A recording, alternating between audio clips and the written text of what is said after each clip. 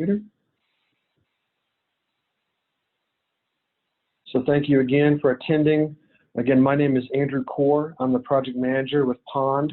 We are the team selected and have been working on the Campbellton Historic Crossroads Village Master Plan. This is the second public meeting. This is a joint effort between the City of South Fulton and the City of Chattahoochee Hills. We have been working the entire week to develop some ideas and concepts and strategies for the historic Campbellton Crossroads area. So we're going to present those to you this evening.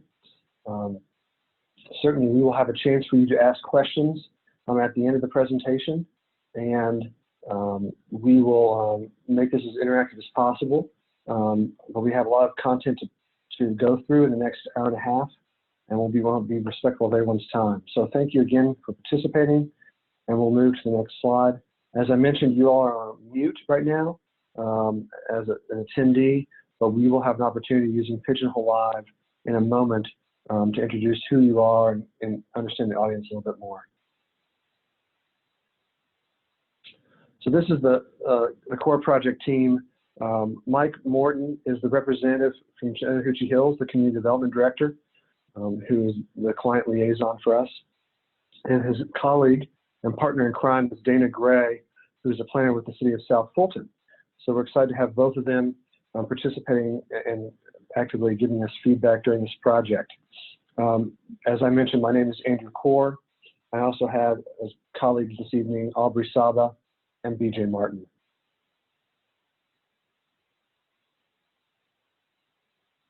What you see on the screen is an overview of what we're going to speak to tonight.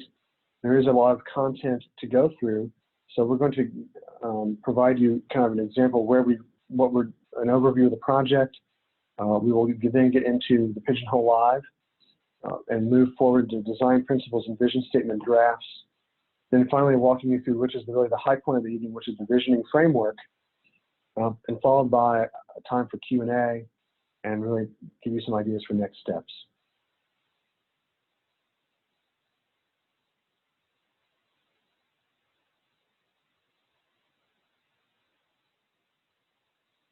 This is an overview on the screen that highlights the purpose of this plan. I used this in the first public meeting, and I think it's always great to remind us why we're doing this project, and so everyone understands where we're coming from. As I mentioned before, this is a multi-jurisdictional collaborative project between the City of Chattahoochee Hills and City of South Fulton. This project is funded through what they call the CDAP program through the Atlanta Regional Commission. The goal is to begin as really an idea to reconstitute Old Campbellton, which is the historic seat of Campbell County and one of the numerous number of crossroads communities that existed over time in the South Fulton area. This provides an opportunity to reestablish a historic downtown and hopefully expand it into a larger village to address workforce development and provide a variety of housing options, economic development in the area in South Fulton. The recommendations we're going to be providing in the final draft are focused on design, zoning, land use, street network, transportation alternatives, recreational opportunities, historic preservation, business development, and site development. This is through an iterative public process. Some of you have participated as stakeholders, others are you from the general public. We've identified multiple ways for people to be involved and engage them throughout the course of the project. Ultimately, what we'd like to say is this is Chattahoochee Hills and South Fulton's and the community's vision when we are done with this project. So our goal is always to create advocates so that we can see this process move forward into the future phases. Part of this is also looking at the analysis of the surrounding properties to examine their current use in relationship to the Campbellton Crossroads Village, and also think about future economic development opportunities, because it is really a gateway into both Douglas and Fulton counties. We have several project goals. One is to celebrate and reestablish the historic town center of Campbellton Historic Crossroads. Another is to create a walkable, vibrant area. Another is to create opportunities for residents and visitors to include a variety of ideas from everything from business to development to transportation alternatives.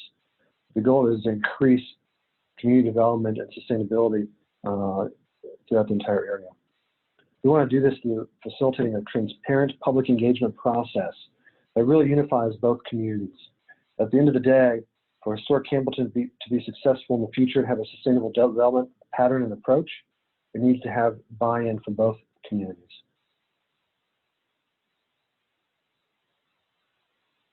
Just as an example, to give you some context, the area, I'm going to use my laser pointer. You should see my laser pointer on the screen, and this area in red highlights the project study area with a 1 mile, 2 mile, and 3 mile radius emanating from the center of the study area.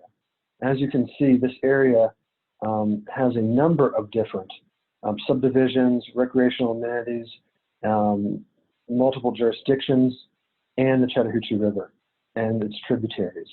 So there's a lot of activity and a lot of different communities in and around Campbellton, which really makes the potential long-term conservation and development of Campbellton a priority and can really serve as an asset to the broader community.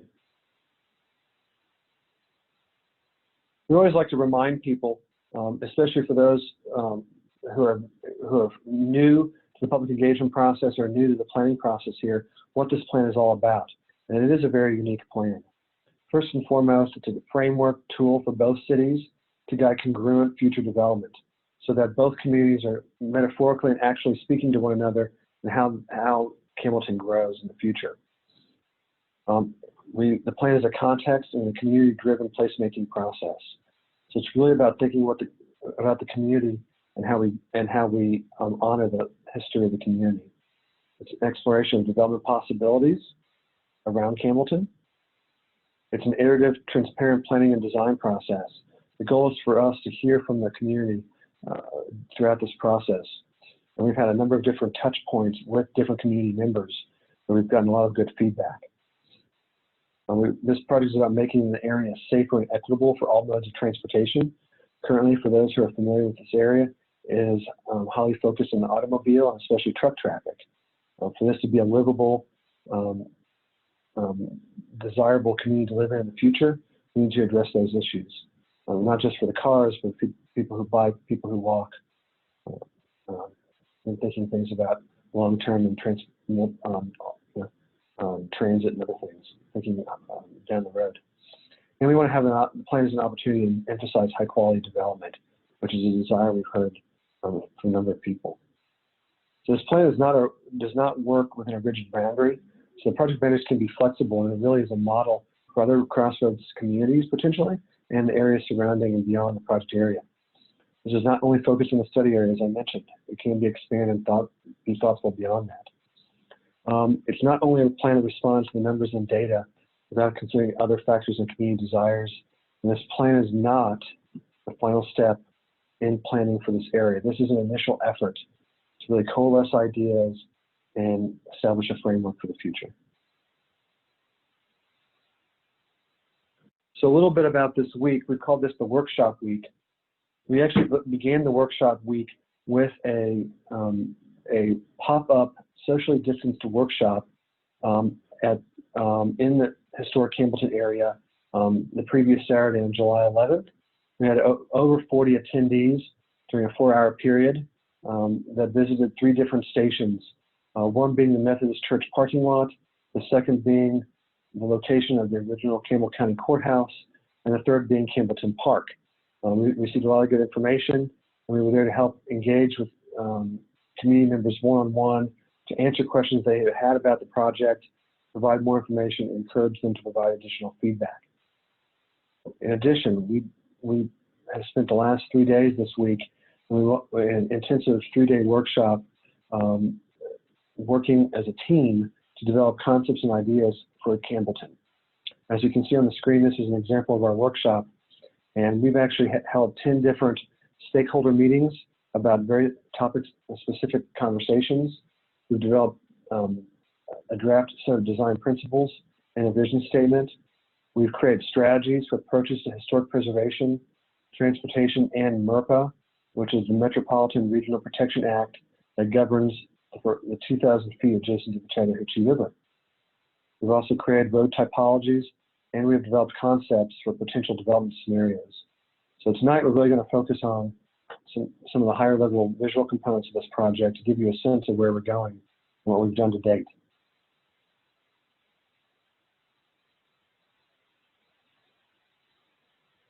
So what we're going to do now before we begin any further is really have an opportunity to hear from you all. On the screen, as I mentioned before, is an interactive web-based application called Pigeonhole Live. If you have a smartphone, you can take a picture with the QR code and it will take you to the website where we have two different, where we have a Q&A, question and answer multi-choice poll that we're going to begin shortly. Alternatively, in your computer or your smartphone, you can go to the web address listed there, which is pigeonhole.at on the screen. That is spelled pigeonhole.at.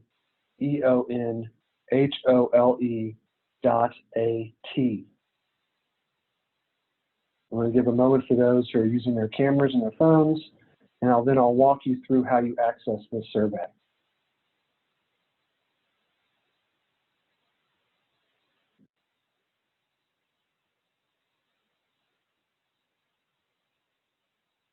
When you go to that website, you will be asked to enter a passcode. This passcode is Campbell or Campbell. So you can put that passcode in the event passcode screen.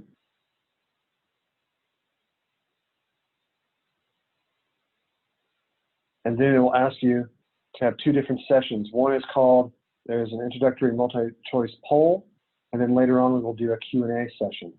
So right now what we're going to ask you to do is go to the introduction poll so we can learn a little bit more who you are.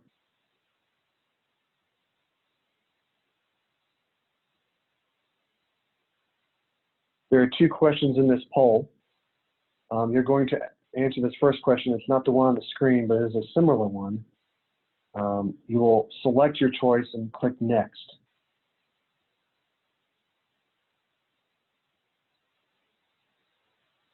And we're going to go back to the first screen. Once you do that, you will be able to see the pictures, the images on the screen. So if you go to that website, we'd like you to participate. Please log on, and we'll wait for just a moment. If you're wondering about which application to go to in the website, it is at the top of the screen, which is www.pigeonhole.at/ or just go to that website and put in Campbell as your option. So right now we have 11 votes.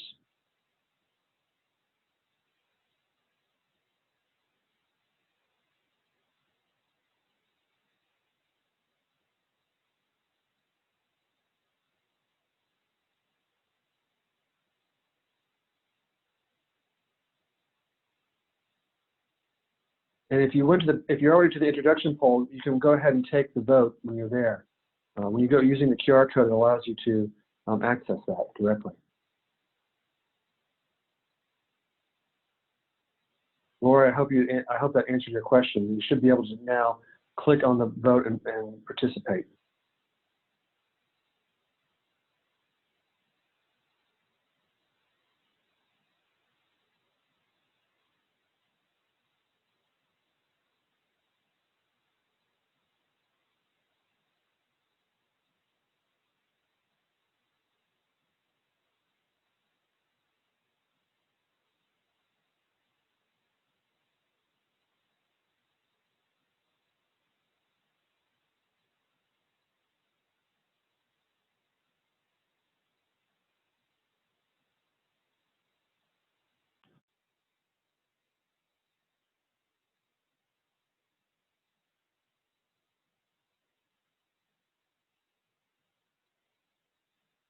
We have 17 participants, which is good. We have 28 attendees, so we, of course, love you to vote as you participate. We'll wait a few more moments.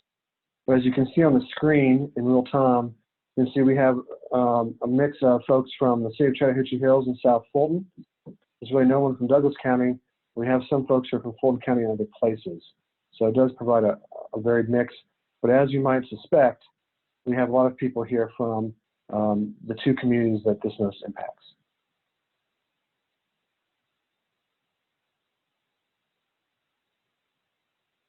If you go to the second question on the introductory poll, we've asked the question at hand, which is, what best describes your affiliation with this project? So nearly half of you are nearby residents, which is great. We also have a good amount of city staff and public servants, so thank you for taking the time to participate, and as well as the elected officials. And there's also some of you just interested, which is great as well. We love more people to be interested, so thank you for taking that poll. So it gives you a little bit of a flavor. The reason we do that is to understand who is participating in this presentation. So thank you again.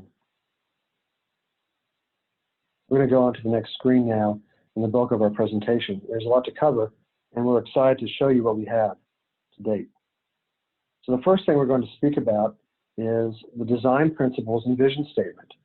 Now, the principles we developed by taking feedback provided from the stakeholder interviews, from the social pinpoint website, and comments in the public meetings and the interactions we've had with the general public. And we've aligned them into 6 different buckets. And then we create a vision statement, which is really an aspirational look at Campbellton in 10 to 20 years.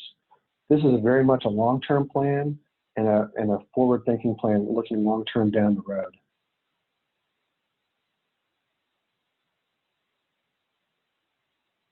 So here are the 6, on your screen you will see the 6 draft design principles. These align with both the project goals and what we've heard from the community at large. First and foremost, well, not first and foremost, but one of the important things is to balance river recreation with environmental sustainability. That's important because the river and the Campbellton Park are going to be destinations, going to be more popular destinations now and in the future, especially since there's going to be a boat ramp is slated for construction here very soon that will draw more people to the river in this part of Fulton County. We want to be able to plan for that well. We've heard from a lot of people who have moved to Chattahoochee Hills and South Fulton for the rural character or have lived there for a long time and really like the rural character of Campbellton and the surrounding area. So we want to honor that and find ways to blend future potential development with preserving that rural character. We want to celebrate and honor the history of the area. There's a lot of history about Campbellton itself. There's a large piece of unwritten history that has not been documented, and often we call it hidden history, whether it's from items that have never been written down. So the idea to create an opportunity to gather that data is very important. We want to create a cohesive and vibrant hamlet full of character and charm. So historically, Campbellton was a hamlet, and it had a mix of uses like you would see in any small village. That's gone away over the time, but we want to bring that back. We want to generate economic development for the surrounding community. We want to make it a great gateway and really capture the spirit of the community. We want to create community opportunities for residents and visitors to thrive economically, socially, and recreationally. And I think there's real opportunities to do that in the Campbellton area. And of course, we want to improve transportation safety and mobility throughout the Crossroads area. As I mentioned before, there's a lot of safety concerns with the high speed of traffic through the area. But there's also an issue that there's very little pedestrian amenities and bicycle amenities, such as sidewalks, trails that are safe off the road, people can get around, which can only further exacerbate traffic congestion, but also make it unsafe for those who are not in cars.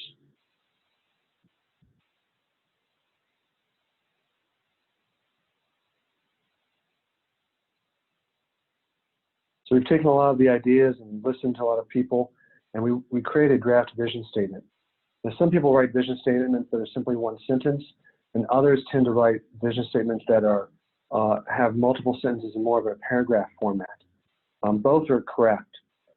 I tend to like writing them, or would like to write them that have more than one sentence, because it addresses the complexity and the breadth and depth of what Campbellton is. So I'm going to read this shortly. And as I mentioned, this is just a draft. So as we look at this and work with the project management team and the community, we can always change these ideas over time to best fit the vision 10, 20 years of the plan. Historic Campbellton is a thriving crossroads community nestled along the Chattahoochee River and welcoming visitors from the region. If you think about it today, it's already doing that. It's welcoming visitors from Douglas County, from Chattahoochee Hills, from Fulton County, from visitors afar who are coming to bike and use the river, and we think that's only going to increase in the future. Its rethought layout straddles two cities and is responsive to the past and charts a new sustainable course for its future. So again, it honors the fact that it overplays two cities.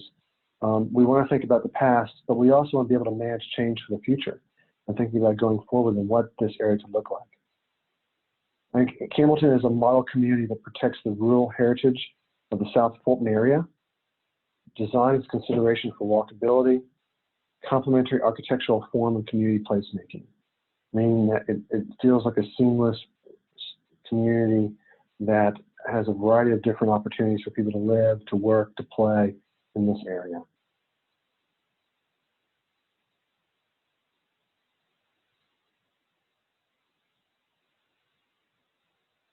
So we're going to take this, and of course this is not final, but we'll have this and to modify it over time and keep playing with it until we get to the end of the project to really solidify the final vision. So now this is, we're excited about showing you a lot of this, these recommendations shortly. And we've spent a lot of time looking at and developing strategies for economic development, historic preservation, the prioritization of how things are developed over time, are developed in this area over time, or planned and improved, transportation improvements, bicycle and pedestrian mobility, building and town form and character, land use types, and parks and recreation. And there's a lot to cover here, so we're really going to hit some of the high points this evening. Certainly economic development, and you'll see hints of economic development, historic preservation in this. Land use and zoning are a critical component. But we're going to keep this at a very high level because there's a lot of content. So a lot of what you'll see is some visual information that has a lot of strategies on a narrative that we're developing behind it.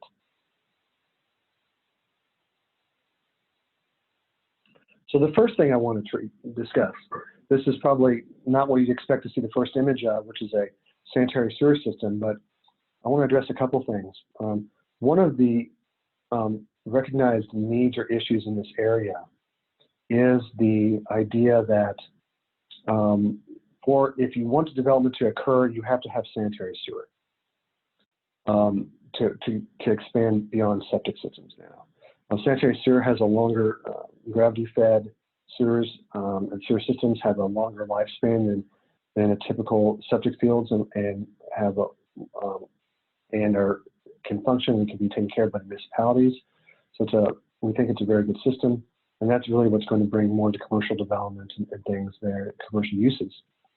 We've also heard from people who have talked about that there have been rumors going around, hearing about there's going to be a large treatment facility being built somewhere in the Campbellton area. I want to first and foremost tell you that is not true. There is no treatment facility being planned in the 10, 20, 30, 40, 50 year time frame in and around historic Campbellton in this area. What is being looked at is what is a lift station. A lift station takes gravity-fed sewer lines and transports forced sewer northward to Camp Creek, and that's the idea of it. What you see in the screen is actually a picture of an example of a lift station. This is the size and breadth of what would be potentially placed somewhere in a lower topographic area, the lowest kind of geographically topo area in that Campbellton area, to collect future gravity-fed sewer and transport it north to the Camp Creek treatment facility. This is in the very early stages of planning improvements. We've had some very good conversations with Fulton County, South Fulton, Chattahoochee Hills about what this might look like, and they are in the early stages. And this is really a 10-year planning horizon. So they're looking at some of these developments here in the next 10 years. They don't have a defined timeline, but they know they want to address capacity concerns. They want to put it in the next 10 years. So I think that's something very important to address. Something that when you hear sewer treatment facilities and lift stations, there's a lot of different technical terms going around, so I want to be very clear. This is what we're talking about when we're talking about any type of sanitary sewer infrastructure here, right, in the short term for like a lift station force main. So it does not take up a large footprint. But this is an impetus for future development in this area and is needed in the next 10 years.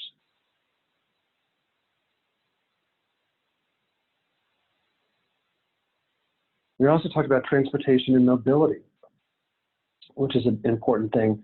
And also as we talk about prioritization of improvements, something we're thinking about to really generate and address the safety concerns of residents, but also future development. As we know on the screen, there's lots of traffic in all four legs of this intersection, which is Cascade Palmetto, going north and south here with my cursor, and Campbellton Fairburn Road. This is a major intersection. It is also a major gateway. So I want people to think about this area as not just a roadway network, but also a gateway. And what you see on the screen is the idea we've been playing around with it, which is the development of a potential roundabout. We understand there are safety concerns in terms of speed, and there's high-speed traffic through this area. So the idea to slow down traffic and move traffic more efficiently through this area, roundabouts are great opportunities for this. And even in rural areas too, these are multi-lane roundabouts to function and address capacity. Long-term, there are plans through the South Fulton Comprehensive Transportation Plan to look at widening both roadways. It is needed if you look at the 20-year horizon and look at level of service and the amount of traffic on the roadways. This is a need through this area. But we also have to think about how we address all modes of transportation and safety. This is one method of doing this. I'm illustrating this is very high level in a first snapshot, but what you can see is this is a perfect location for a roundabout because it really, by and large, does not impact existing property boundaries and can help control traffic. We're also looking at other ways to control traffic speeds and lower traffic speeds through this area. But the thing I want you to think about too is not just that this is a roundabout and a roadway improvement, but it's also a potential gateway. You have these areas in here as a resulting gateway where you could do art and sculpture and some park space to really make this a very beautiful gateway into Campbellton and the gateway into Fulton County. Here's just an example I pulled of a more rural, I would say rural area, not an urbanized area of a roundabout. It's a multi-lane roundabout. It is just an example. There's not a lot going on in the middle here, but I think, potentially could envision something happening here. Roundabouts are designed in a lot of different ways, but they're also designed to safely move pedestrians and bicyclists across this area. So that's also part of the planning process as well.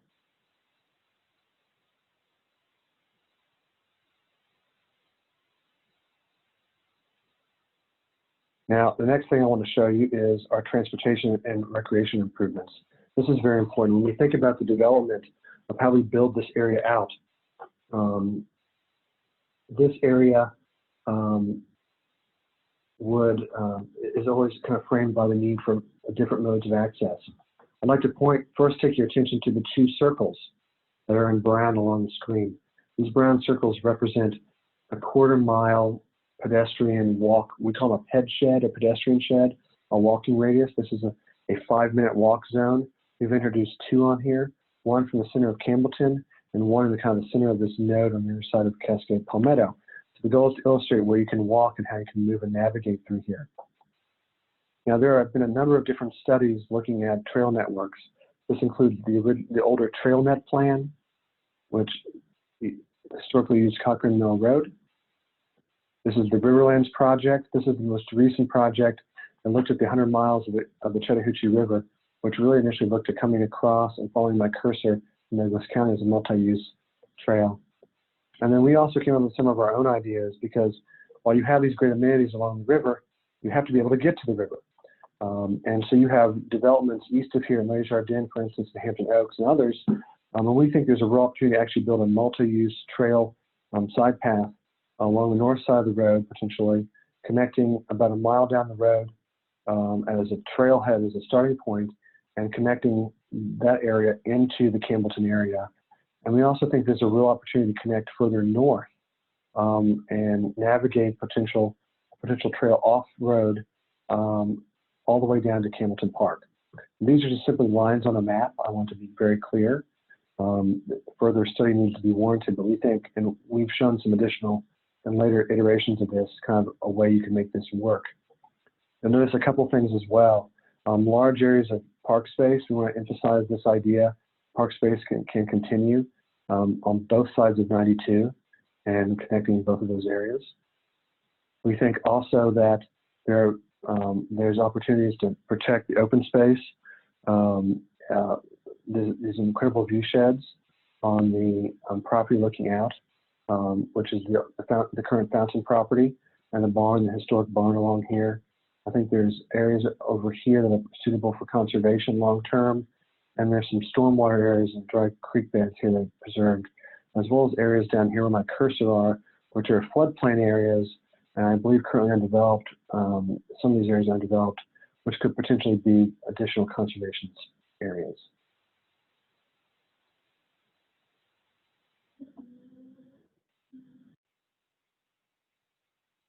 And as you have questions too, I would encourage you as I move along the conversation to quickly send something in the chat, and Aubrey and BJ can respond as we go along. I'm trying to monitor the chats, and these are great questions people are asking. So feel free, Sybil, I see your hand raised. If you don't mind putting a question in the chat, and we'll have time at the end to ask a few questions. There's also, I think, the potential to have a trailhead location within the Campbellton area. And obviously, it makes a logical sense to have a trailhead somewhere in the Campbellton Park area. These are all very high-level visions, but we think there's real opportunities to really create a lot of great community open space along the area here.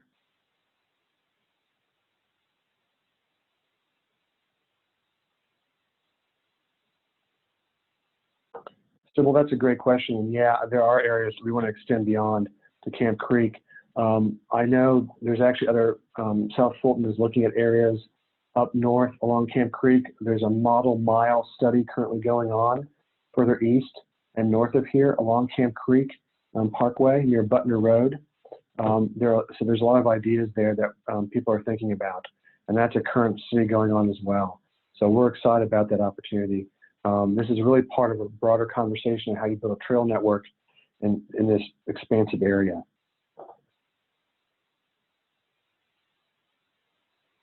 These are just examples of previous projects. These are actually projects Pond has worked on over the years.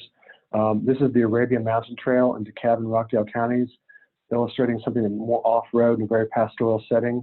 And this is the West Side Connector Trail in Atlanta, which is more what I describe as a side path trail, similar to what I'm recommending on something, but slightly different design on Campbellton Fairburn Road. So these are both areas that we're looking at different trail types that you could build in this area. We talk about transportation first because it really helps sets the tone for how we begin developing and connecting these different parts of the community. And just to give you a real quick flavor of what the park and the recreational opportunities exist. So, for instance, there is a boat launch, as I mentioned, that Chattahoochee Hills is working jointly with the Department of Natural Resources is going to be building here on Campbellton Park very soon. There have been discussions of short-term camping on the area, and Chattahoochee Hills is looking at providing an outfitters, getting an outfitter and a vendor to run a boat launch and provide some of those amenities, like the Manahea Outdoor Center and other places in other parts of the Chattahoochee and up in North Carolina. So there's a lot of different amenities. We also think there's a real opportunity as we talk about trails crossing over Chattahoochee River long term as part of the Riverlands project, is to really connect Campbellton and make this a beautiful icon bridge. If you travel, this is obviously a picture from Amsterdam in Europe, but if you go to Columbus, Georgia, they've done a wonderful job crossing over the Chattahoochee with their bridges, and same with Rome and other places where you can really have these iconic spaces for pedestrians that really blend biking, walking, eating, drinking, and having a great time and kind of building community. Really a true shared space.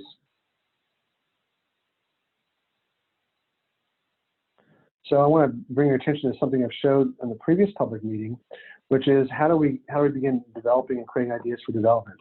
Well, we conducted a suitability assessment, which is a complex way of saying we layered a lot of different concepts on top of one another and elements that we knew would be limiting factors in development. So one is MRPA, which I mentioned before. It regulates development along the river. So vulnerability zones E and F do not allow a lot of development, restrict development severely. 100-year floodplains and floodways, where it's nearly impossible to develop. That, if not impossible to develop, those were added to the layers. Stream buffers, where you're not allowed to develop. Historic resources that we believe want to be preserved.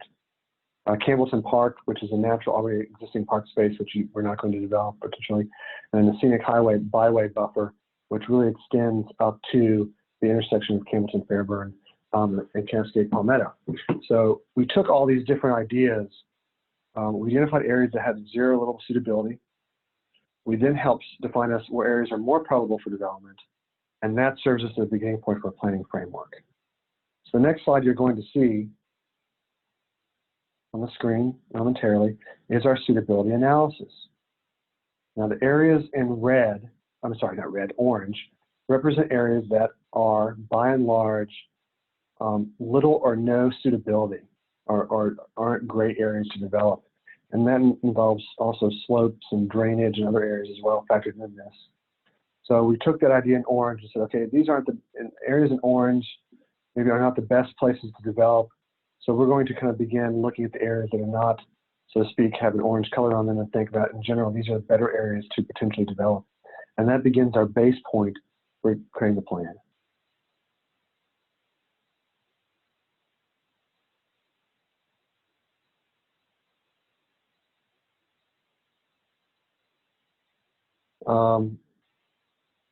So what you're seeing right now is an area, we took the suitability areas kind of in both green, which is more conservation oriented, or areas we think potentially could be developed or could change over time, long term, and applied acreage accounts to them just to get a sense of space and what we're working with. So there's about 150 total acres that's not suitable for development, and generally speaking, the areas in yellow are about 200 acres, give or take. This is very rough and high level, so these lines we've drawn are very conceptual in nature and are not rigid or hard to define overall.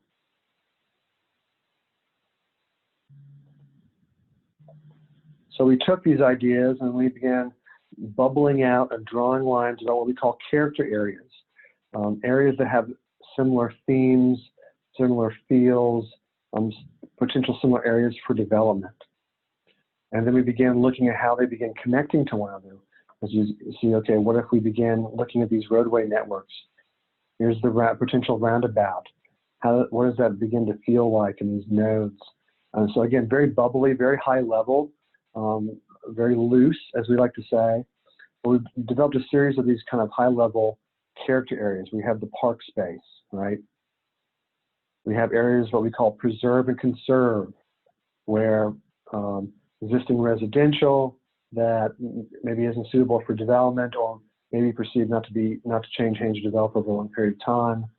Or areas, for instance, down here. These are residential areas down here. They're perfectly fine residential areas, but they're also in floodplain. And the likelihood for them to change and totally get redeveloped is not likely at all. So those will more likely stay residential for a long period of time. And then we began looking at these areas here. So this is in the Buckhart Farm area, and they have plans, what we call kind of a planned community. We'll talk about that more in detail, what that means, but is really relative to what happens in more of the commercial areas here. We have Campbellton West, which is really a part of the Buckhart property, as well as the old Methodist Church property, which is where my cursor is right now. Obviously, the historic core of Campbellton, this core area, which is familiar to many people. We have what we call a community hamlet, which is a natural extension of both the historic core and Campbellton West in this area. And we're thinking about these three different areas all speaking to one another together. You know, they might have a different set of mixed uses and ideas, but they all speak well to one another. And we have this transitional residential, which is what we say, more intense development of residential, smaller lots. They're closely tied to the community hamlet, so it's very walkable. again, within this 5-minute walk shed, and had a very similar feel that we would have in this planned community. And as you look further east towards the modern rural area, this is really an area that could frankly apply to areas outside the study area, but where there's more low density residential, it's more rural in character. It expands further away from the historic core and wants to, quote, maintain its kind of rural character, but may still see development over time as tracts of land change hands and people are looking to develop.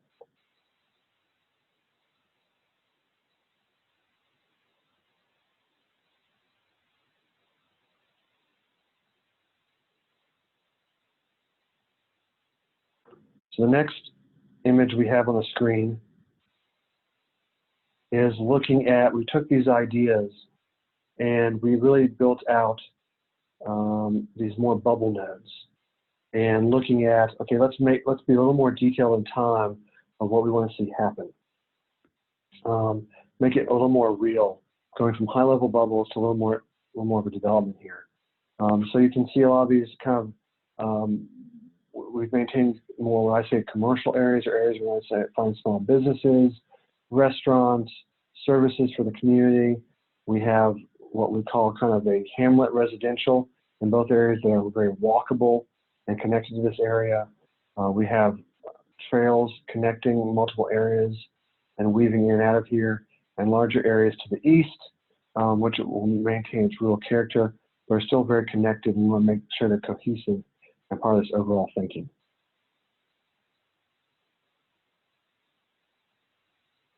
So what we did here now is began taking all these ideas, and we said, okay, you know, frankly, we have obviously no control of these properties, but over time, as infrastructure gets improved, sanitary sewer gets improved, there is a potential for this area to develop, and we want to manage that area well.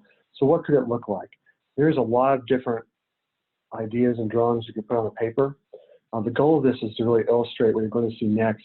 What could be, it doesn't have to be, it may not happen, but we're trying to think down the road, and what we're going to show you is taking those ideas and putting pen to paper at a very high level and saying what this could look like over time, and then really seeing the development potential. And then that will spur additional ideas and other ideas long term. So I want to always tell people what they're going to see on the screen next is not what it may end up looking like, but it illustrates ideas and concepts that could come to fruition over time.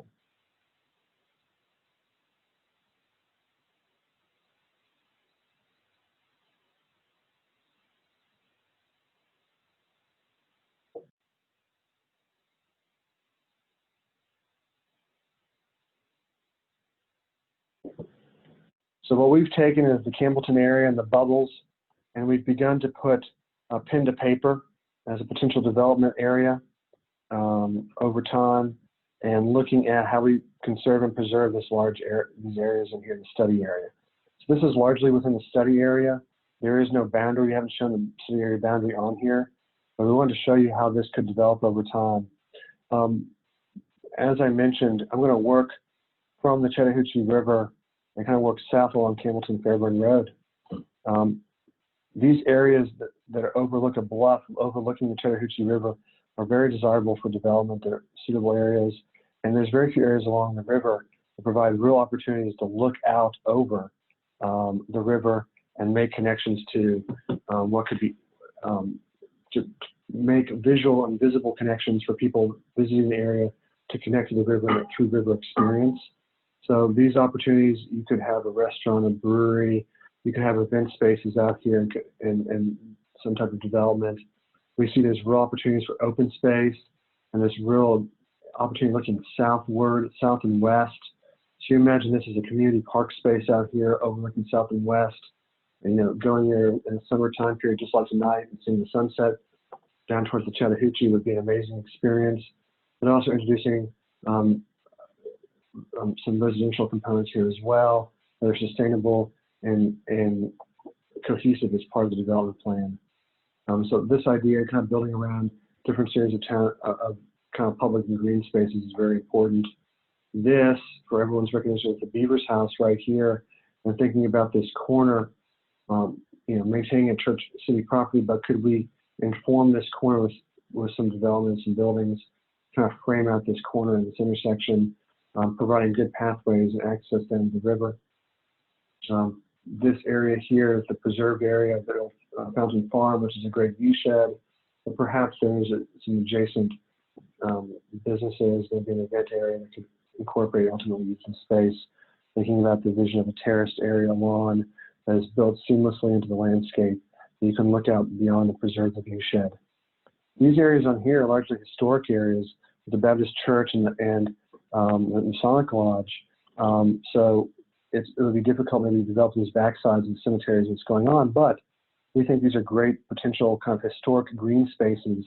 And if you build a trail network and connect this, these could be great spaces that could inform the community and interpretive education, maybe connecting the road here with a pedestrian path, things of that nature. We also have this area number 6 along here. This area, when the Buchart planning process began, they began looking at this area as one of the areas that have a little more intense development with some commercial businesses and restaurants, centralized green space, certainly ample parking to address those concerns, but rethinking this area. We think there's a real opportunity. As everyone knows, there's kind of I call a slip lane, a little bypass here. We think there's a real opportunity that trucks come through here at high speeds.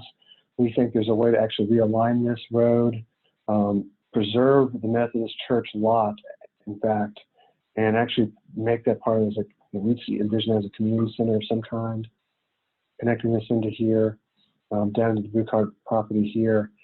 This creates a nice grid pattern and actually prevents you from, maybe discourages heavy truck traffic cutting through the neighborhood now, like they do today, taking a different direction.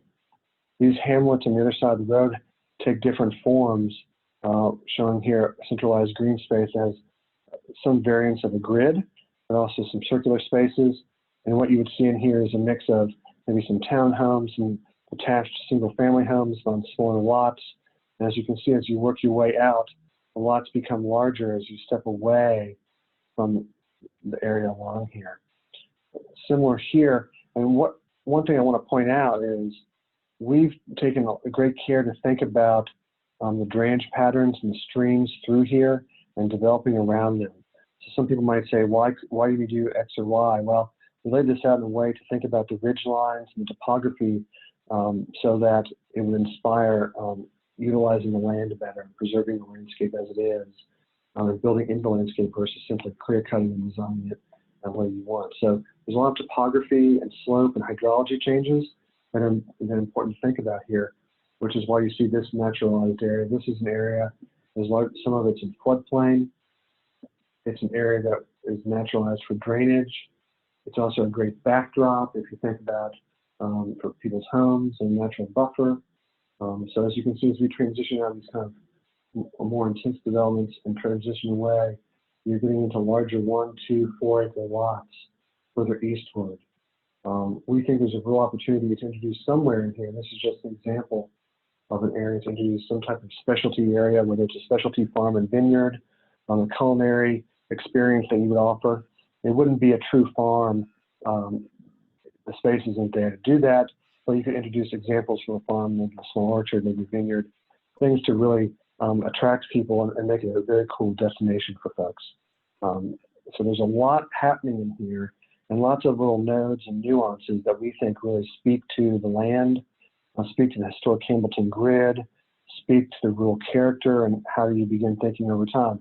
Again, this is a development scenario. This is all private land ownership. This could develop in a lot of different ways. So this is just one potential way we thought might address a lot of the needs and plans of the study area. 20, 30 years down the road, this is maybe what it looks like. But this would be a long-term vision, whatever variant this takes. Andrew, when you get a chance, will you address some of the density questions related to the South Fulton side? Sure. Let me, yeah, so Councilman Gilliard, great question. So I'll start with some of density, and there's a variety of density you can do, and certainly there's the opportunity to, we want to maintain this rural character too, so we're balancing that. But in these areas where my cursor is, the kind of the red blocks, the red dots really represent smaller lot sizes, 8 to 9 houses per acre. There would be some type of infill infill townhomes, maybe small single-family detached homes in this space. These are areas that you could also do. We've been thinking creatively about smaller house sizes for, let's say older citizens who want to downsize or want to be in a walkable community. They could live in spaces like here. We played around with this little node here, where my cursor is a potentially active senior living area that would have access to open space and community amenities in here. So the goal would be to have a lot of different, a variety of housing types in terms of that type. When I say dense, I say more active or intensity that would shape the space here. Then it would transition further out. Where my cursor is here, you're seeing an example of a quarter and half acre lots and then acre lots further out, and potentially 2 and 4 acre lots further eastward. You could have all 2 acre lots. You could have only half acre lots. There's a lot of different ways to develop it. But our thought is to transition from maybe a tighter housing, a type of development patterns to something broader and expanding naturally further eastward.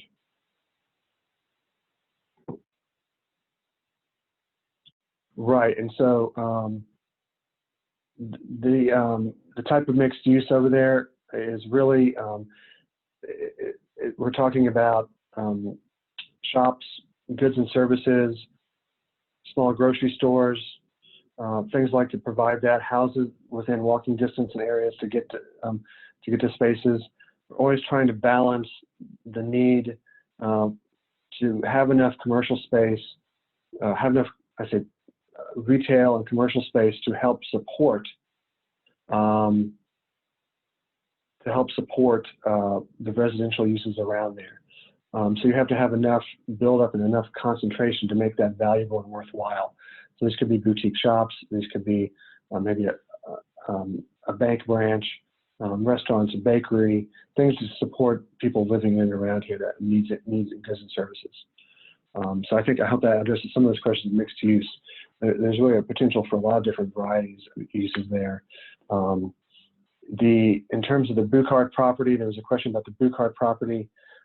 This area that you see here in the map itself is on this part. This part of the Bucart property is called Bucart East. They own 8,000 acres, so it's a large tract of land. This area over here is really called Bucart East, which is really more focused on kind of a village center hamlet mindset. As you move further west in the areas where my cursor is off the screen, this is what's really thought to be down here more, we say, hamlet style residential, 4 to 5 units per acre, some even small attached townhomes, a variety of housing types, because that's really going to support what's going on in this commercial area.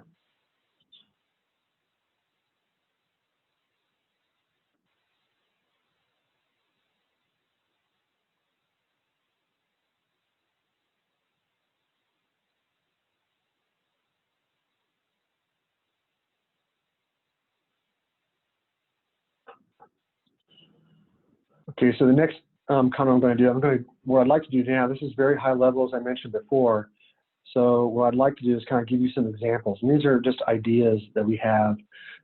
This plan is going to, again, provide a framework, but it will not be an absolute. So it's really just ideas and recommendations going forward. It's really impacting the road, the transportation, what that looked like. When we talk about urban form, we're talking about, what's the form of the, not the architectural styles per se, but what's the height of the general height of buildings you want to see, the setbacks from the road, the general development patterns. So we begin first with what you're going to see in the plan is kind of what we call the planned boulevard. So this is actually something that comes out of, part of this is designed to address some of the larger major roadways, which is really Campbellton, Fairburn, and Cascade Palmetto, but primarily Campbellton, Fairburn. This really applies to mostly. When it gets expanded, and it is planned to expand in the next 20 years as part of a long-range plan, it'll go to a four-lane roadways that you can see here, 2 travel lanes either direction, and possibly a middle turn lane with medians. A lot of truck traffic, but one of the things we want to do is control traffic, pedestrianize the experience along the area around here. So one of the designs that is a way to address the kind of this larger volume traffic road, lot of truck traffic, is to build what we call kind of these auxiliary parking islands. So you have about 8-foot buffer here that separate the parking areas. These are then road driveways that allow parallel parking adjacent to the road. You have those on both sides of the road. Because the right-of-way is so large here, you have the opportunity to really introduce a very nice boulevard. And the idea here is that you can have good visibility across the road, but it humanizes the road in the sense that it's just not a bunch of asphalt that's broken up into specified quadrants, and it allows safe places for people to park, which of course addresses some parking issues with the goods and services that you have there. It addresses and then makes it more feel like a walkable kind of town center area. So we see as you drive through the kind of what I say more of the intense development nodes of Campbellton, Fairburn, of the Campbellton area, that this might be a potential cross section for the roadway and something to encourage and influence over time. Now, when you go into the interior of these hamlets and maybe these areas where, as Councilwoman Gilliard is asking about the red rooftop areas, where you're kind of the major roads within this hamlet area, you're going to get something that's much more pedestrian scaled. 2-lane roads, on-street parking, almost introduction of some very soft materials like rolled curbs versus a hard curb and gutter, some soft landscape planting areas, some sidewalk zones.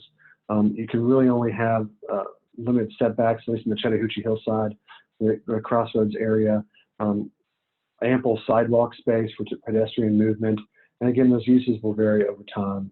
But the idea is to look at the relationship from building to roadway and what this might feel like as a comfortable space. These areas, buffer areas in here, can double to serve as stormwater catchment areas to address stormwater runoff, to minimize impacts to the drainage stormwater system. So there's a lot of areas here that I think will be helpful to address some of, to kind of make a cohesive road network in the major roads. And of course, you'll have smaller roads and connection points as well. But if you get further out into some of the more kind of rural areas we're talking about, where there's less development and less roadway network, you're going to have something like this to maintain that rural character.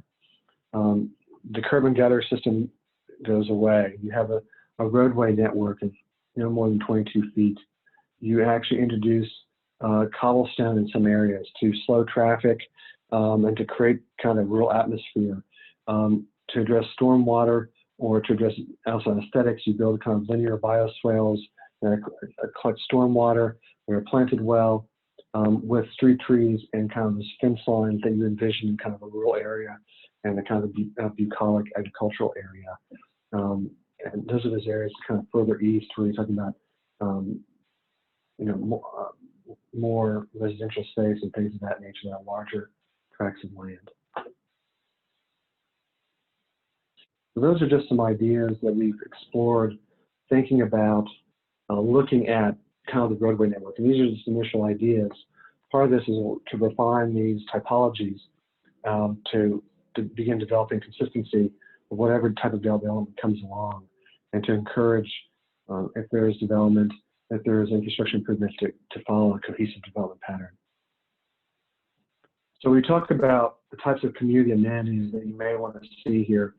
There's a real attraction to the Chattahoochee River, whether it's trails along the river that are planned, whether it's restaurants and overlooks, whether it's people who are kayaking who want to come up the river, get off in the river and actually have a cup of coffee.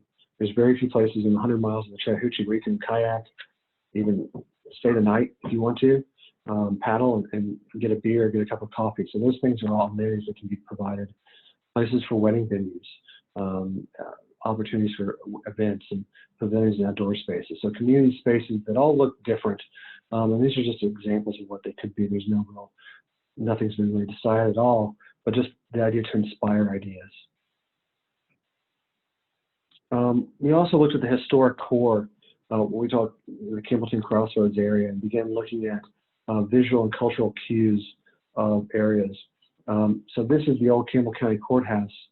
It was built in the latter part of the 19th century, and actually has the original architecture, or very similar architecture to the original Campbell County Courthouse, with some variations. I think it's larger, but has a similar facades and things of that nature. It is in Fairburn now, and a lot of the different, there were several different homes.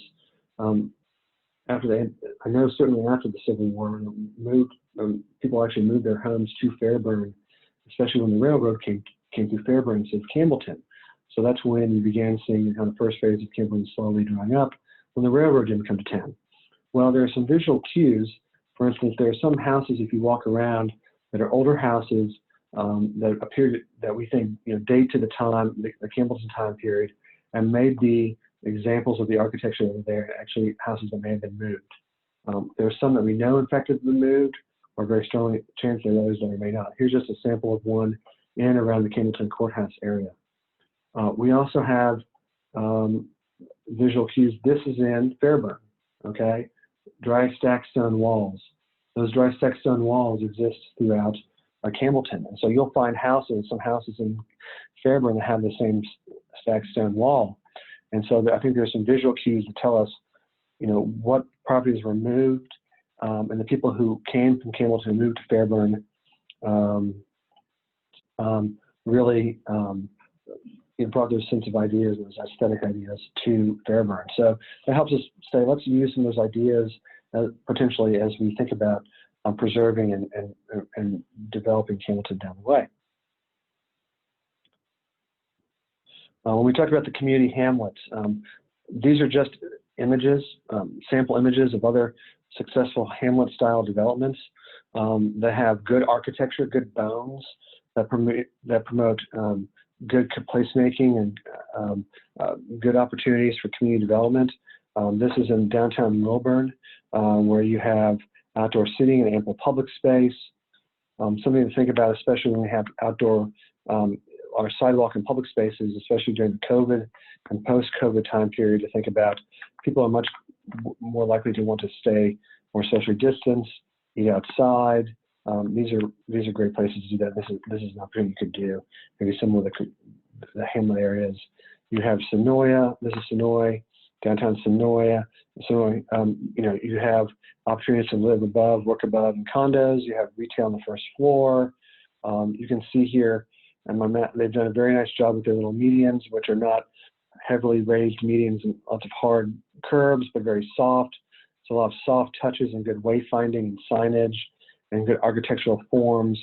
This is another residential infill development in Atlanta that's a little more modern, but again, 2 stories, not very tall, but fits in nicely with the surrounding community and still has good architectural bounds and use of materials. So again, when we talk about architectural form, we're thinking about what's the general setback from the building, the general shape and form of the building, and general ideas about the types of materials one might use to be cohesive. Here's some other examples of community hamlets. This is from Alabama, a small kind of bookstore, book library in a downtown hamlet in Alabama. You have this idea of more of a modern single-story public. It could be public or private type of design. That's lower. It doesn't go as high. It's lower density. It's single story, but can be a great opportunity here. This is a great, I think, example of infill 2-story development. When we talk about live work, there are people who may want to come to this area who are artists, or people who live alone who don't need 2,000 or 3,000 square feet, but who maybe need a studio apartment and maybe want to overlook the river and close access to the river. These types of designs and styles are well in keeping, where you have, again, limited setbacks, 2 stories, the introduction of porches, outward facing, semi-public, private, open spaces, places for the community to gather. These are examples of other areas. This is actually on the Katy Trail, Rouge in Missouri. The Katy Trail sits along the Missouri River, on areas to access and create amenities for people to come eat. You could do events. These are areas kind of on that end I was talking about, facing the river, that are as you can see, well spaced into the land, but really offer a way to draw people here and really make the river an asset in a responsible manner.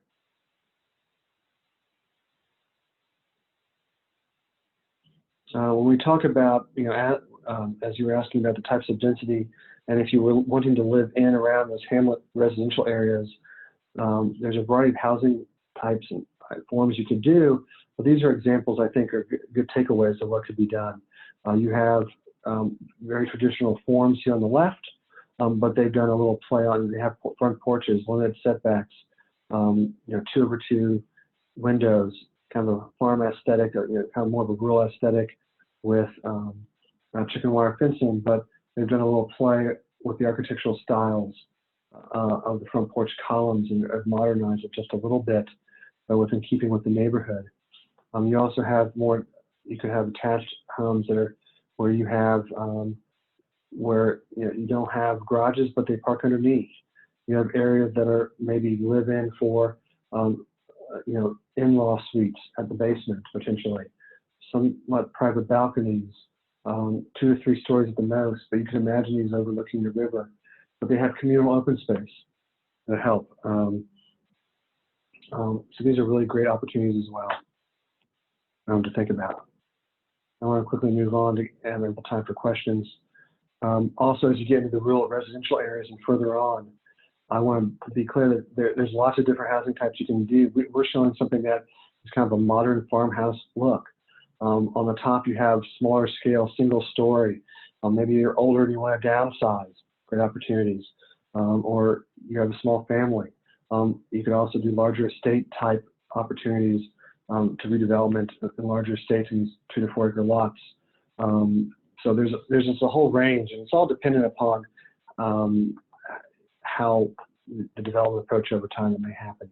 But these are just simple examples of what could be there, and what is now more what we're seeing more often in new developments as people redevelop their properties.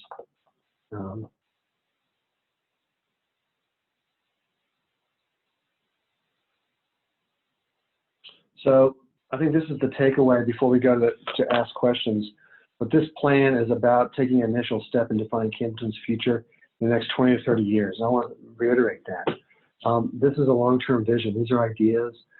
Nothing is set in stone, but we want to illustrate what could be developed on the land and how you responsibly think about re-envisioning Campbellton. And so it's really the goal is to plant the seed and to think about the potential vision long-term, but at a very high level. So it's about 6:45. What I want to do is take a moment to really ask. I know you've asked a lot of questions, but if you go to the Pigeonhole Live app again, you go back here, for those who participated before, we have an opportunity to ask questions. I know many of them were asked before, but I want to have an opportunity kind of as we close, the last 15 minutes or so, to ask some of those questions and see if any of them, to kind of build upon that. So if you go back to the app, you will, if you haven't been there yet, you can go to this passcode. There's a Q&A, a public forum that you can go to.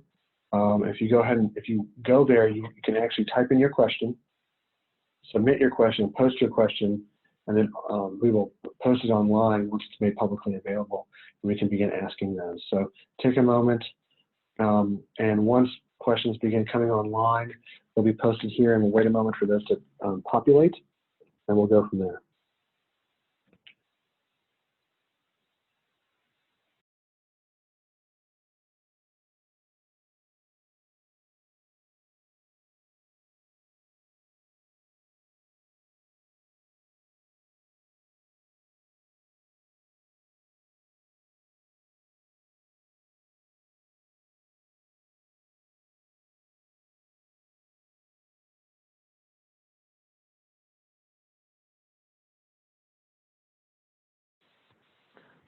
I also want to point out too, as you ask questions, as you're on the screen, everyone can participate, but you can also vote for questions. So the whole idea here is you see questions that you may have wanted to ask, you can actually post them also, or you can vote on the questions as well. So as we have questions, please enter them, and we'll begin taking them.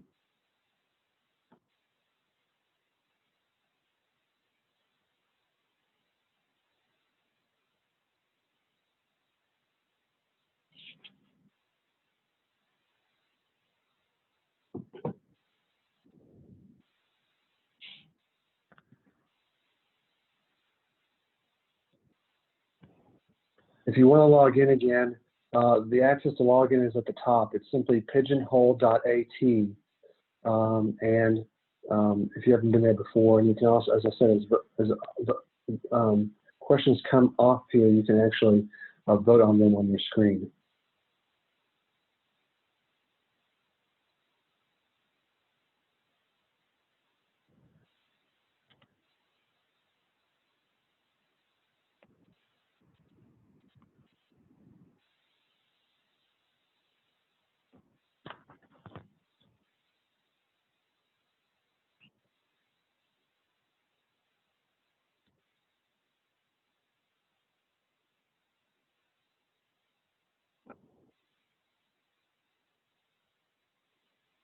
So we'll go ahead and start. We've had a couple of votes for some of these comments. I'm going to start with this one as we'll bring it up as you have questions. And I don't know what that screen back shot is. I think it's a horse. So anyway, sorry about that. Very random. The first question is it possible to make the area more like a PUD, such as like Peachtree City? So PUD stands for Planned Unit Development.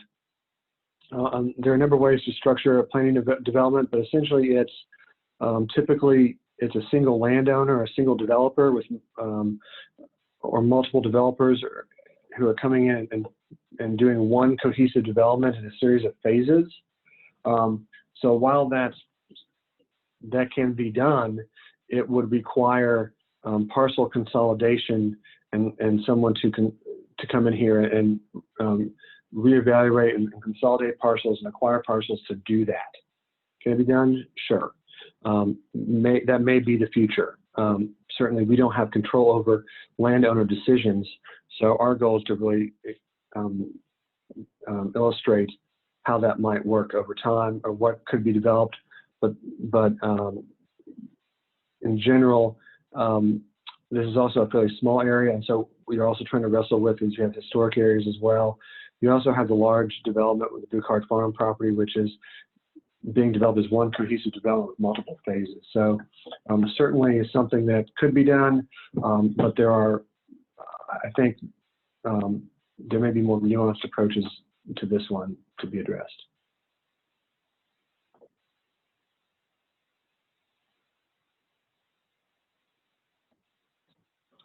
So I think this is a great question, the design standard like seaside of the Gulf Coast instead of specific development.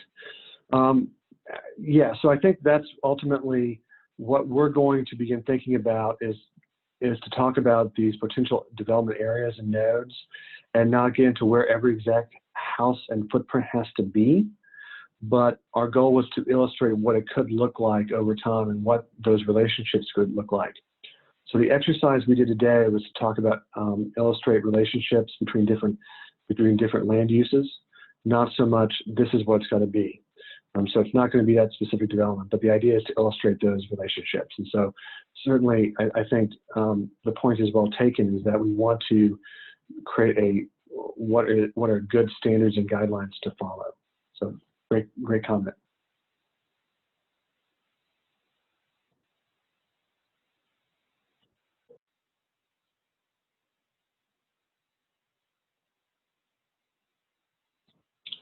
So this next question is about, it says, how do you see involving the community in gathering the hidden history that shaped Campbellton? There's a couple of different approaches. For what we're doing for this project is we're actually going to be speaking with each community's respective historic commissions to really talk about the history of Campbellton, explain a little bit further about the plan, and to strategize about how you begin capturing that history. First and foremost, one way you do that is through oral histories. and documenting oral histories. So many people in this neighborhood, in this community, have great stories to tell about the history of the neighborhood, history of the community of Campbellton, but they're not written down anywhere. And so there are certain standards and processes you follow, and there are a lot of different resources to help do that. And it really can be a community-led initiative to begin the process. Also, I would say about that, as you talk about community led initiatives and oral histories, it's important to get people who have relationships with those specific communities to lead those efforts. So for instance, if you want to gain more oral histories and hidden histories about the African American community, let's say, it's really good to engage African Americans to help capture the story themselves, to make that relationship happen. Creates more buy-in for the community. People who've lived in Campbellton a long time, those who are actively involved in collecting oral histories, it's good for them to help capture those oral histories because they're members of the community. So I always think that's a more valuable and authentic way to do that. But there's a number of different resources and places to capture and store those oral histories. And there's ways to take those histories as appropriate and in some ways make them public so people can tell the value and the history of Campbellton. And that can be part of heritage tourism.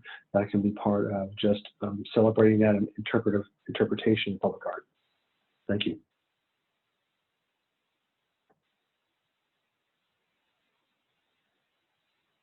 You had a question about any plans for biking lanes and golf cart trails. So what we've illustrated on the, first and foremost, on the transportation alternatives map with the side paths, there's a lot of high-speed roadways through here, specifically Campbellton Fairburn Road and also Cascade Palmetto. So for those who are very serious bikers who are traveling and using the Silk Sheets Trail and otherwise, they're typically going to bike on road and they're not going to use bike lanes. Introducing bike lanes on these high-speed roadways, very busy roadways, is less desirable than introducing them into, rather than doing something like a side path and trail. So our recommendation is to do something like that. If that's the final decision to go that direction, then you would want to accommodate and think about how much traffic you will get on those trails. People asked about golf carts, and that's certainly something you've heard before and something you see frequently in communities like Peachtree City, and that's certainly something to consider, that you can use those side paths and trails. That's certainly done in Palmetto and Peachtree City, and that could be used for that such, but it has to be designed and make sure there's adequate room and space on the roadway and that the rules are clearly marked for that. But the goal goes, ultimately the goals of the trails we envision is to make those for the bikers and the pedestrians and get them off the road. A great question. Sorry, my apologies. Well, who will determine what types of houses get built? Ultimately, it's the private property owner who develops the properties over time. The goal of the strategies and any type of zoning that would go in there is really to kind of talk about high-level ideas of setbacks, general building form. If you, for instance, if you are in MRPA, you have a building height restriction of 30 feet, and that's because of the Chattahoochee River. So there's a number of different potential regulations and guidelines that can be built in to the process, but ultimately it's the private property owner who will determine, or the private developer who will help determine that. The hope is that developer is working hand in hand and collaboratively with the city and the community to make those decisions and any final development plans.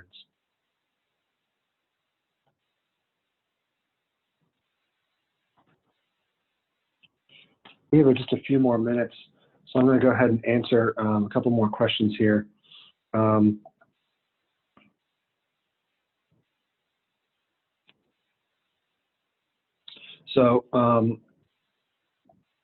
go ahead and answer this one. So I think the development plans right now is really restricted to this area. And I certainly would welcome you to engage both the respective planning staffs to think about this and think about how you might look at a small area plan, how you might engage city staff to begin thinking about that. Certainly we recognize there's a lot of areas, a lot of crossroads communities of areas that need to be developed. So certainly not the scope of this plan. This is very limited to the project boundaries we explained, but it doesn't prevent this type of planning process to be replicated. In terms of the timeline for development, it really is up in the air.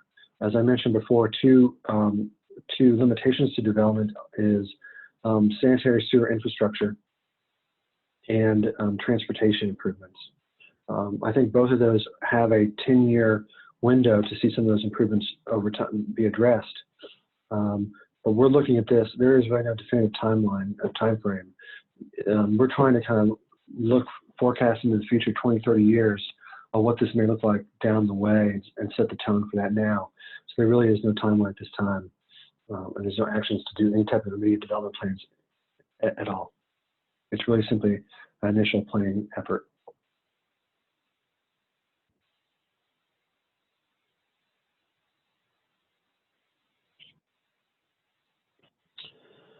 Well, I'll try to answer this. When in terms of impacting the city of South Fulton, the study area sits and straddles the South Fulton area. So on the plans we were showing, was hamlets and those nodes. Roughly half of the development area sits in South Fulton and further eastward.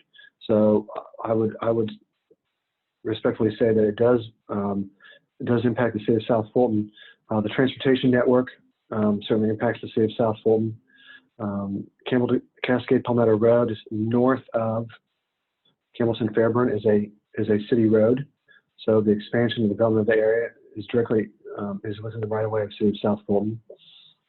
So a lot of those future impacts in those areas are impacted. How does it benefit the city?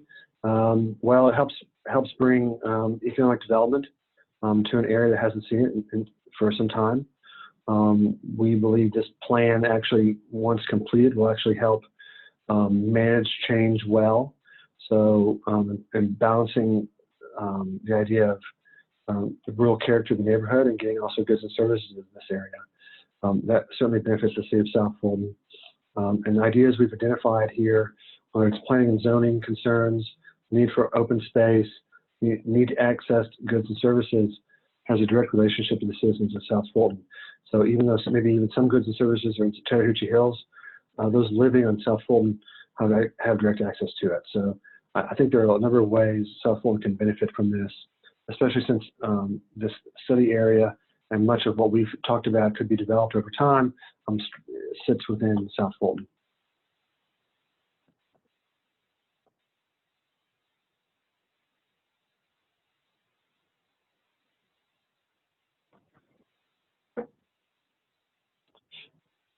I think this is a great. I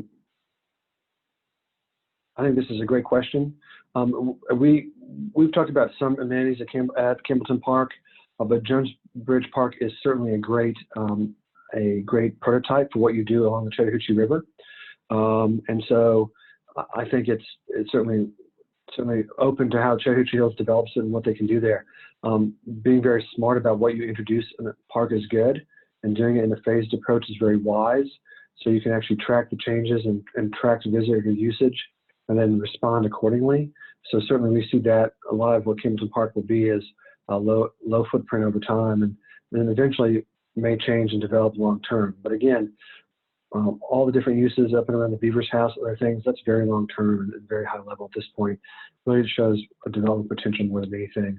I think very tactical approaches to what's going on around Campbellton Park, like identifying a vendor to help provide equipment and resources to enter the boat launch and boat ramp is a great first step.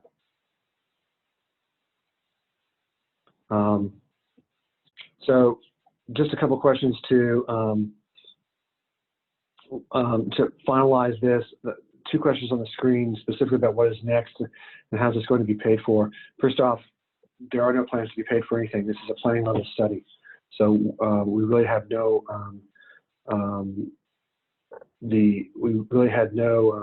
thoughts about how this is very high level. There's certainly some public infrastructure costs we're thinking about, but ultimately this is all private property and private development in the hands of potential private development.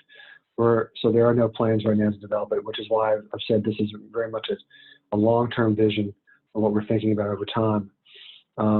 in terms of what is next, our goal for this project specifically is to develop a very high-level framework plan document that'll have all the guidelines and standards that we discussed and codify what we've been talking about and address a number of the different issues from preservation and others going forward to kind of consolidate all the information we've collected and all the public engagement process. So there'll be a final plan completed. But the plan is really a framework and a guide for both communities and the residents of the community to looking forward. And so if development does occur, there's a potential plan in place that would guide future changes over time. It's 7 o'clock and I want to respect everyone's time. We will answer these questions specifically. We will post answers to all the questions online as a follow-up to this meeting. So again, I want to take the time to thank you all for your participation. I love all the questions. I think there's a lot of great questions to ask. So these are really very good to do that. So as I mentioned, we will certainly answer those questions and get those answers very soon. And as I mentioned, I really appreciate everyone's time and input and interest. This is although a rural area, a very complicated area and a lot of things to think through. And we really certainly want to be responsive to the community going forward. So thank you all again. I'm going to go ahead and stop the video recording and also stop the meeting. So thank you so much.